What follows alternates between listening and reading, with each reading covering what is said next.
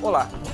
Desde a proclamação da República, o Brasil é um país laico, aquele que não assume oficialmente uma religião e assim garante aos cidadãos a liberdade de crença.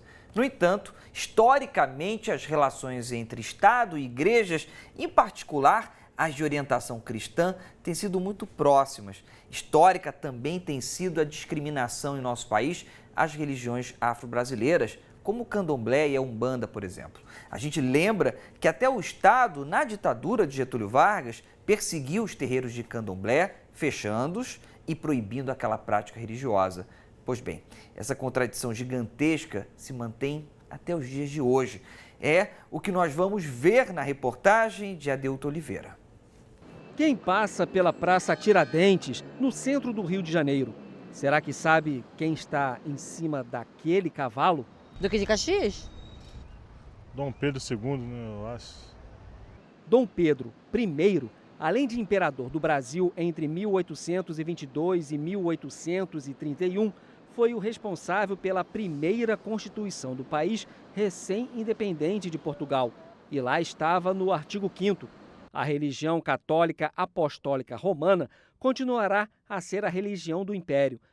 Todas as outras religiões serão permitidas com seu culto doméstico ou particular em casa para isso destinadas, sem forma alguma exterior do templo. Mas isso é passado. A atual Constituição de 1988, além de não repetir esta distinção e sem instituir qualquer religião como a oficial, tratou de esclarecer no artigo 19. É vedada à União, aos Estados, ao Distrito Federal e aos municípios estabelecer cultos religiosos ou igrejas, subvencioná-los, embaraçar-lhes o funcionamento ou manter com eles ou seus representantes relações de dependência ou aliança, ressalvada, na forma da lei, a colaboração de interesse público. Com base nesta disposição, este jurista explica que o Estado brasileiro é considerado laico, mas lembra que a mesma Carta Magna tem no preâmbulo a expressão sob a proteção de Deus.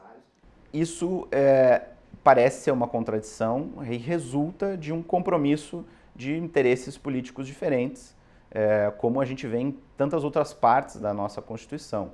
Nós tínhamos uma Constituinte bastante diversificada, bastante heterogênea, e alguns grupos mais conservadores queriam esse tipo de previsão e acabaram conseguindo emplacar no preâmbulo essa proteção de Deus, e outros grupos mais progressistas queriam algo, né, uma garantia de um Estado laico e conseguiram emplacar o artigo 19 e algumas garantias no artigo 5º.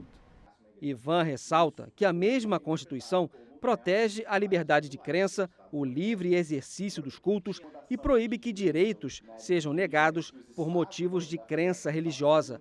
Mas isso é respeitado?